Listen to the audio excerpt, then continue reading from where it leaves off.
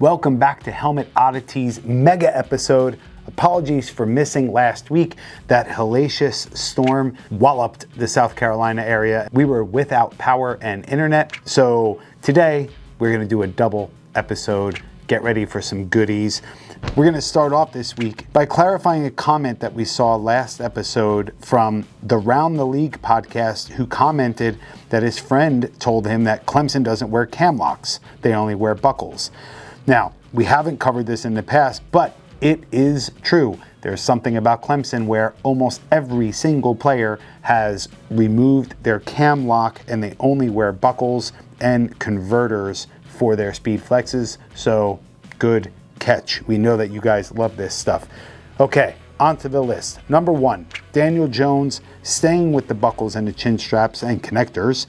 Daniel Jones takes the most basic approach with the simple snap post in the lower screw hole on his speed flex. This is a very effective and easy way to use a chin strap, but it's also a very Daniel Jones way to use the buckle system. Shout out to our very own Dylan, who works very hard on making this happen, and I think he just likes to give digs at Daniel Jones whenever he can because he knows I'm a Giants fan. Next up, number 2, Pittsburgh Steelers, Darnell Washington's dark visor.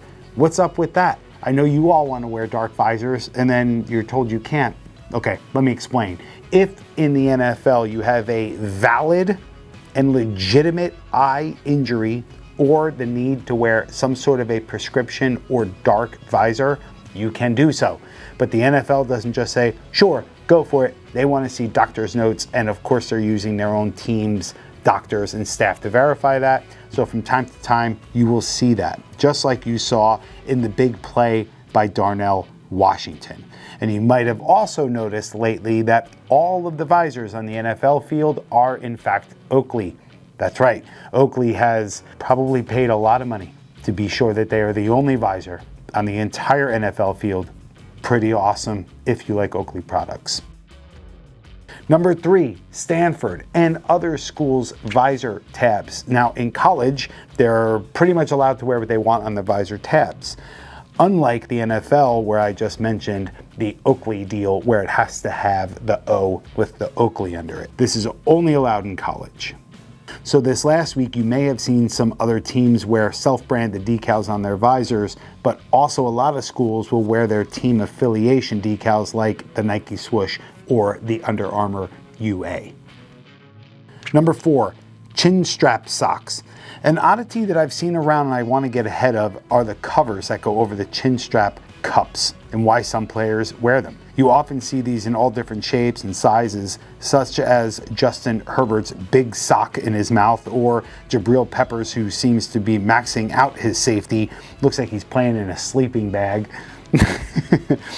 But these are worn for added comfort. Honestly, they do wick away a lot of the sweat. Most chin straps use a foam chin cup insert, which can get uncomfortable for players, but with these covers, they can add an extra layer of protection and comfort. And I feel like for some reason you're seeing that more and more this year. Number 5, some more updates to the helmet equipment and players switching, like Vikings DB Harrison Smith. Now, he switched to the F7 instead of that fishbowl of an XP. This helmet makes him look a lot speedier. I think that it's just a cool looking helmet to begin with, and especially in that matte purple, it's a good switch, so that's pretty neat. The Ravens this year have Marlon Humphrey in a new helmet as well. He wore the Vicis 02 instead of the previously worn Speed Flex. And an update from the last episode, it seems like Trayvon Diggs has stuck with his F7 from his switch from the last game, but in his white alternate helmet. So it looks like he is sticking with the F7. And another new switch this week is Taylor Swift's boyfriend, who has now changed his face mask style.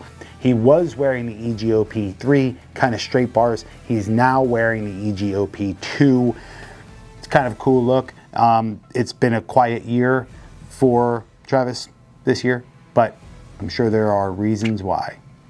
Number 6, Tennessee's Mountain Strong decals. In support of the hard-hit southern states, Tennessee acted quick and they wanted to help those affected by Hurricane Helene. So these Mountain Strong decals could be seen out on the back of the helmets of Tennessee players, and it's a great way to help those affected by the storm.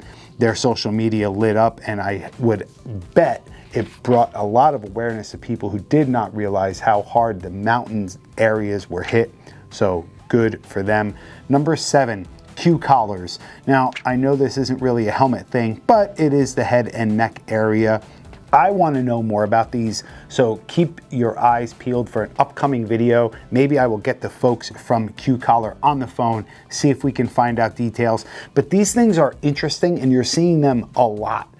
Apparently, they are proven to reduce the probability of concussions by lightly pressing on the jugular, which then plays with the blood flow around the brain. I don't even want to get too into it because I don't want to speak incorrectly, but I'll say Tony Pollard, a bunch of other people, they're wearing these things, and you're seeing them like a lot. If you know about them, and if you think you are smarter than I am when it comes to this, please educate me. Leave all the comments that you can. I would love to know. And that's it for our Helmet Oddities. This was a little bit bigger of an episode. We appreciate you watching. There's no way that we could catch every oddity. So if I missed something, please don't forget to let me know. And if you haven't already, please see about possibly helping out those affected by Hurricane Helene. It's a problem. We got hard hit here in Greenville, South Carolina, but nothing compared to a little bit of the north and west from us. It's unprecedented. I don't want to go off on too much of a soapbox, but if you're in a position to help or to volunteer, please put your phone down and go help. Until next time, cheers.